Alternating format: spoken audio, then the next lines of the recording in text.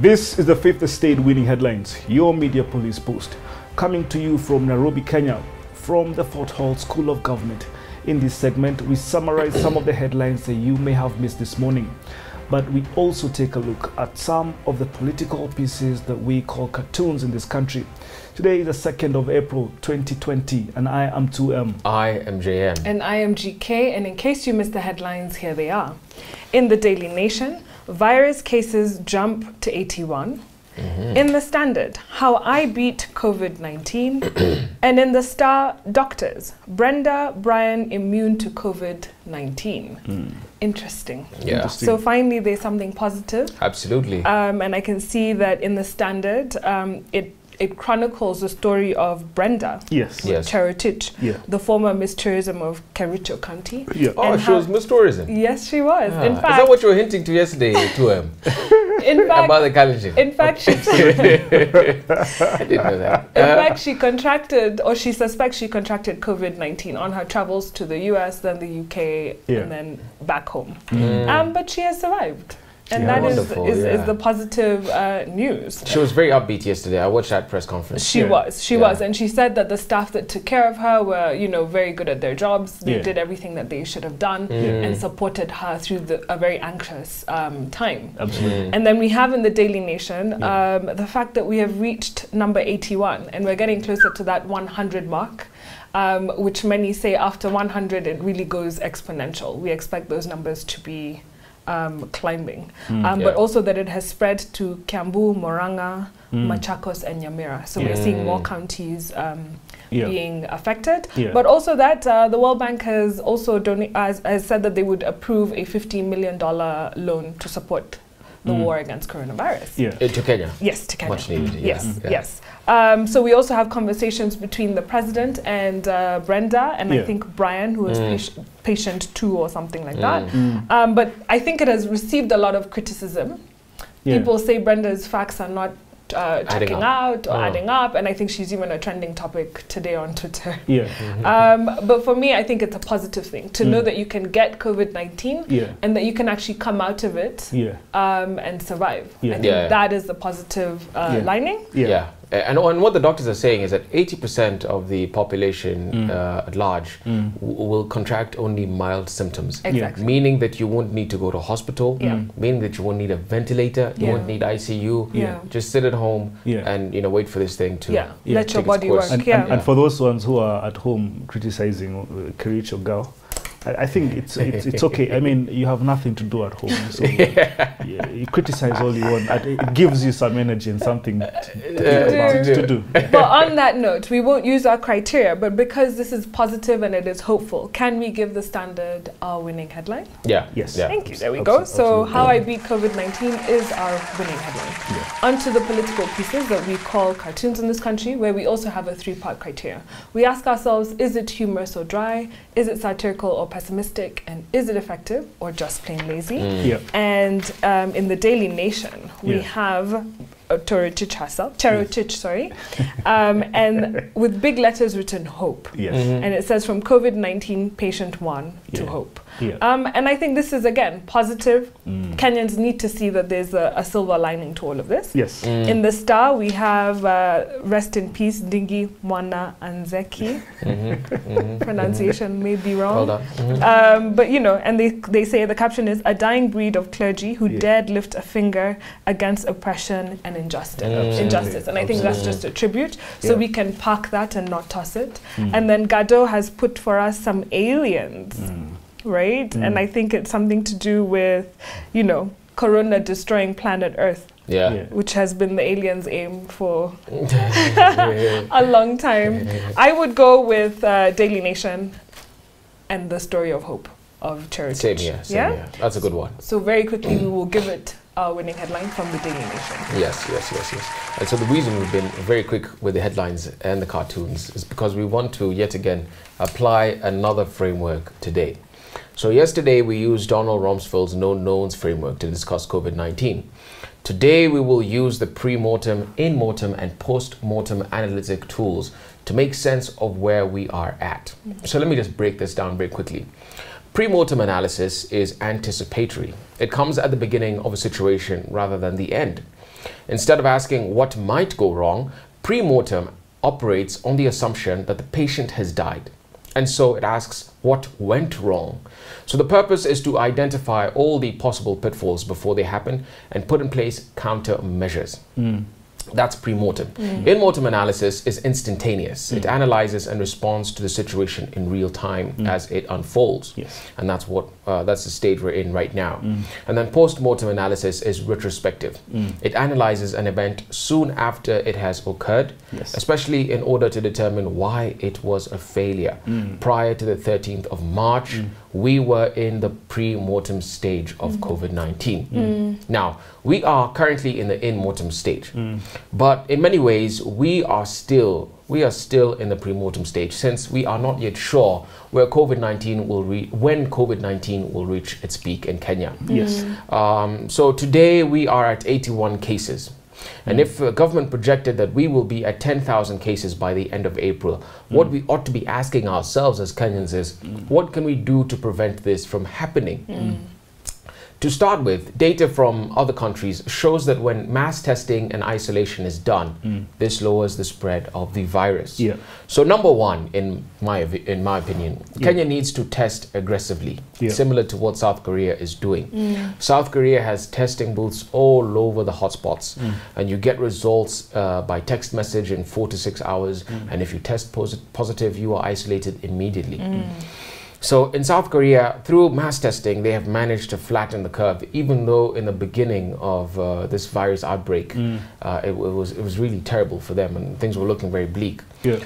But we may not have the kind of resources to execute that as fast as South Korea is doing. And so the second option, perhaps, is considering a complete 24/7 kind of shutdown.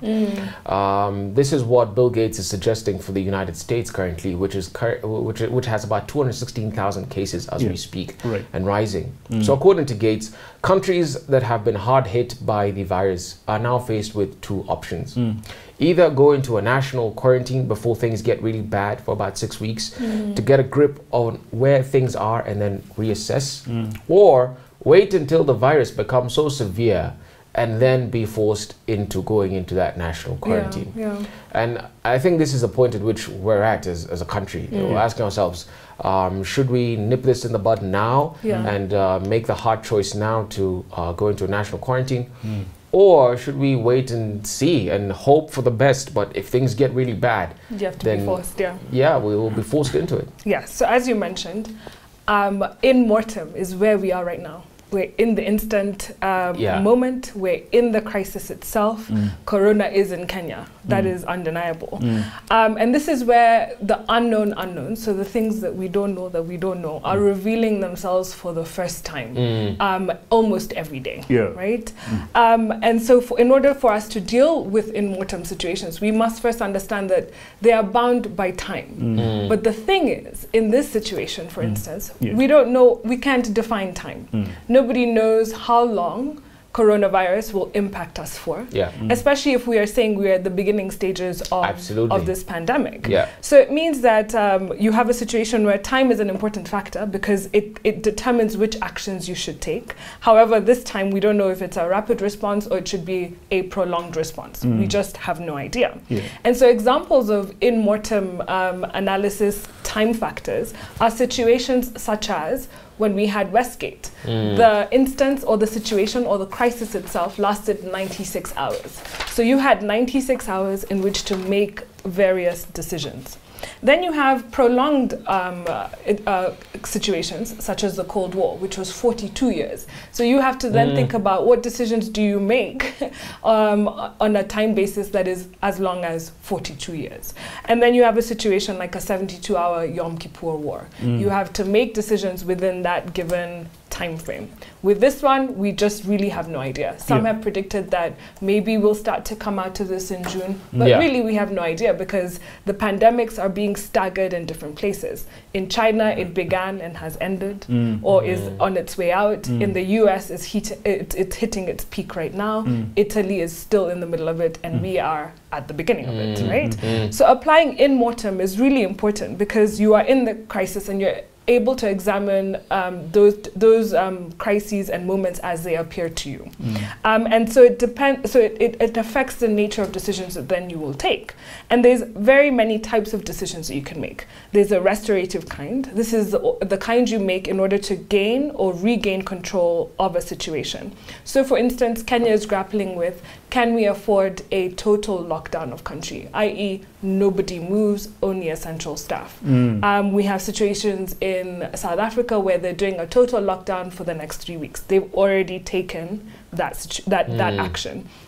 Your actions or your decisions can also be defensive in nature. This is, do we use military personnel to really enforce these decisions? Do we take a more defensive approach with the decisions that we make? It can also be offensive. So like what JM mentioned, South Korea is proactively testing the population. So you're not waiting for people to fall severely sick. You're going out there, you're testing them, you're finding them, you're dealing with the problem as quickly as possible.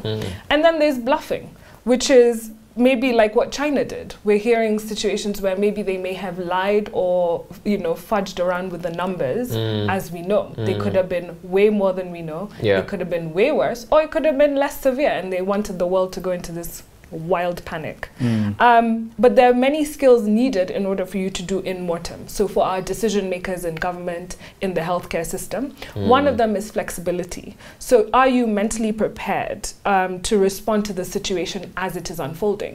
Because when you're in mortem, the crisis really reveals itself quite quickly at times.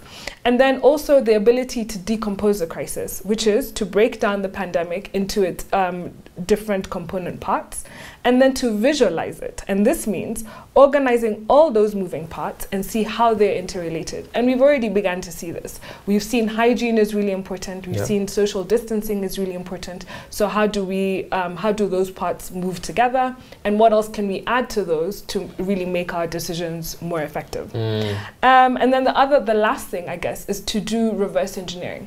The idea is that we want the pandemic to be over with, and we want it to have as minimal social and economic impact. So how do we basically play it forward, rationalize backwards, and visualize the outcome so that we can work towards that? It's doing a post-mortem analysis. And post-mortem is post-facto, after the fact, after it has happened. Now here you sit and you ask yourself what went wrong. Now I want to go straight to, because China has recovered from this, we can actually learn lessons from them by doing a post-mortem analysis on how they defeated this. But then I also want to ask, doing this, let's apply a framework called Cui Bono. Who benefited from Corona, if at all there was anybody who benefited? Now I want to give you guys some statistics.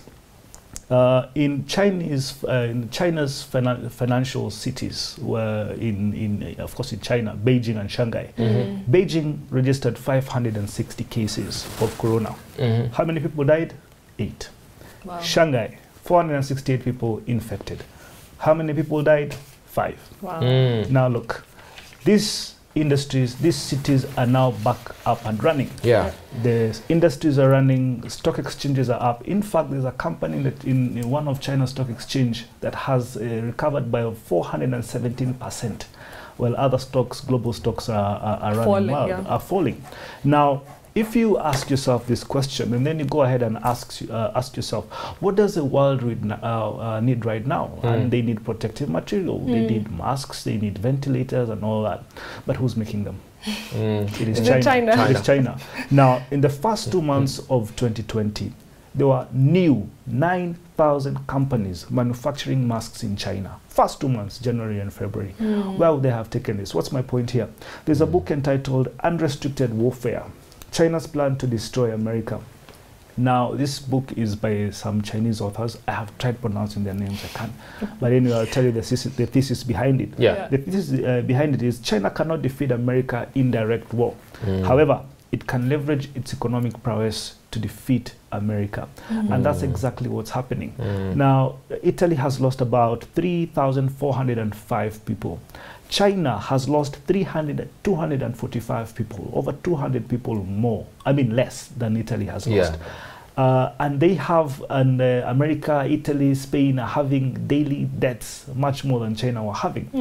This thing, if you look at it properly, someone else is benefiting from this. Now, could Wuhan, the closure of industries, have been a decoy? Possibly. The imagery of shut down cities, the imagery of having building hospitals in 6 days. These things took the world by surprise. But someone must have known the end game of it. And the end game of it was economic dominance. By who? The jury is out there. Wow. And you know what's more, is that they're also now apparently buying companies. Right, left, center, all these companies that, you know, and this is the best time to buy. Absolutely. This is the best time to buy. Absolutely. Yeah. Disaster capitalism at its best. At its best. Yes. Wow. All right then. That's going to shape global politics completely. It will. It really going will. forward. It will. It really will. Can we shift now perhaps to our final thoughts? Yes. Absolutely. This week we've been looking at sort of different lockdowns that have happened in history. On Monday we began with the Spanish flu of 1918, and we saw how different cities took different approaches to halt the pandemic. On Tuesday we looked at the Chernobyl disaster and what the Soviets did initially with their cover-up, but also with how to deal with the disaster that happened. Yeah. And then on Wednesday we looked at Egypt's almost permanent state of emergency. And today, where are we? I thought that I would first start and then you come later. Oh, I'm sorry. And now our final thought. It is inspired. Someone was deciding to take my job today. She must know who the boss is. Life is short. It's okay, the coup has been overturned. It's now our final thought. It is inspired by the space explorers quarantine. And for those Africans who may not know what space explorers are, these are astronauts and who quarantined after coming back from space. And now you may continue. And so we'll talk about the Apollo mission, Apollo 11. This was. So on the morning, but before we get into Apollo 11, on the morning of October 5, 1957, with the Cold War in full swing, America awoke to unsettling news.